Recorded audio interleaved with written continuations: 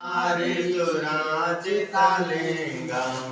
निर्मलभासितशोभितलिङ्गं जन्मजदुःखविनाशकलिङ्गं तत्प्रणमामि सदा शिवलिङ्गं देवमुनिपरिवासितलिङ्गं कामदाहं करुणाकरलिङ्गं रावणदर्पविनाशकलिङ्गं तत्प्रणमामि सदा शिवलिङ्गं सर्वसुगन्धिसुलेपितलिङ्गं बुद्धिविवर्जितलिङ्गं